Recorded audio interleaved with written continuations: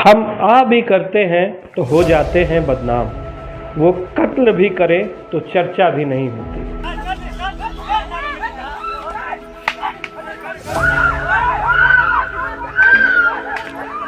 विवाद पुराना और जमीनी था।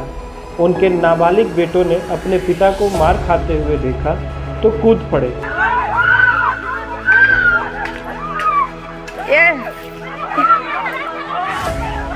उन्हीं के पार्टी के मंत्री अनिल राजभर एक पक्ष के तरफ खड़े हुए। भाजपा के लोग हैं वो लोग, और यहाँ पे लगातार पुलिस अपनी लगातार यही वो जगह भद्दी भद्दी गालियों के साथ जुलूस निकाला।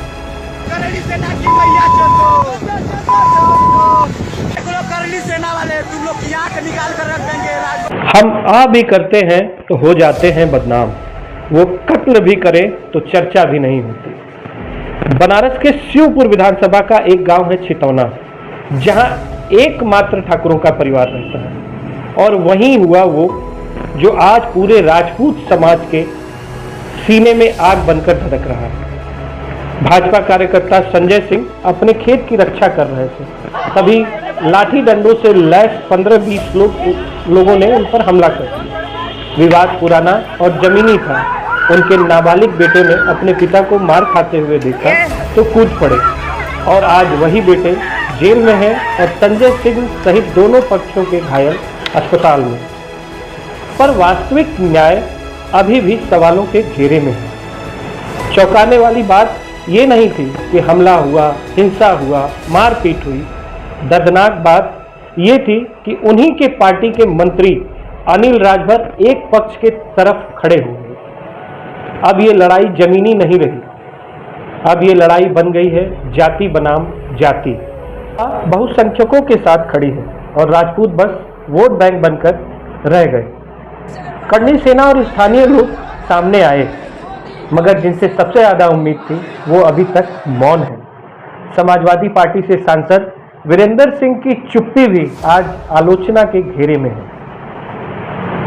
भाजपा, सपा सहित सभी राजनीतिक दलों ने जैसे कि मुंह फेर लिया हो।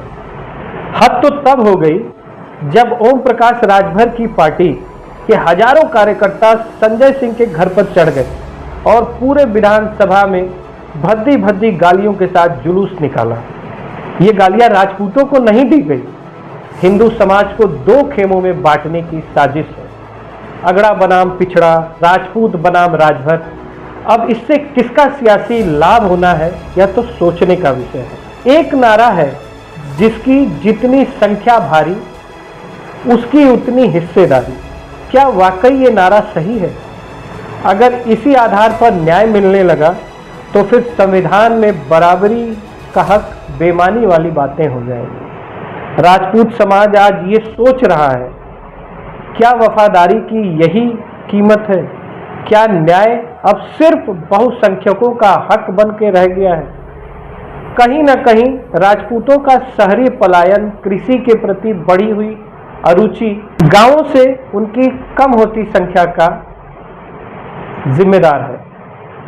आज शिवपुर विधानसभा सहित सभी राजपूत समाज पूछ रहा है, क्या हम सिर्फ चुनाव तक ही जरूरी हैं? क्या हमारी चुप्पी ही हमारी सजा है?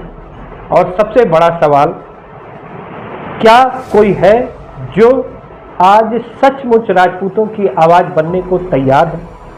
वास्तव में वाराणसी के छितौना कांड की इस चिंगारी को समय रहते नहीं बुझाया गया तो नतीजा यह है कि अब पूरा पूर्वांचल जातीय आग में झुलसने के मुहाने पर खड़ा है।